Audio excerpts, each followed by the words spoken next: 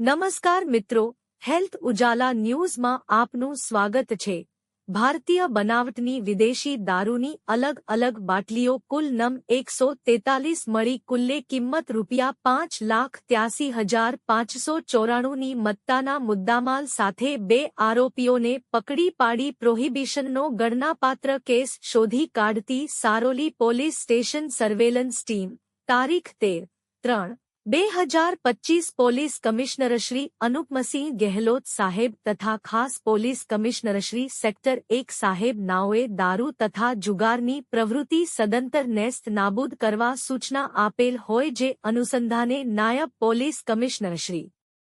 Zone 1 નાઓએ પ્રોહી તથા જુગારની special ડ્રાઇવનું આયોજન કરેલ હોય જે અનુસંધાને મદદનીશ પોલીસ કમિશનરશ્રી બી ડિવિઝન સુરત શહેર નાઓની સૂચના અનુસંધાને police inspector Shri S.R. Vekariya નાઓની સૂચના તથા માર્ગદર્શનના આધારે સર્વેલન્સ સ્ટાફના police inspector Shri H.L. Desai તથા સર્વેલન્સ સ્ટાફના માણસો સાથે પોલીસ સ્ટેશન વિસ્તારમાં પેટ્રોલિંગમાં હતા તે દરમિયાન યશપાલસિંહ મુરુભા અંગત અને વિશ્વાસુ બાતમીદાર મારફતે બાતમી હકીકત મળેલ કે એક ગ્રીન કલરનો અતુલ શક્તિ 3 wheel tempo register number GJ05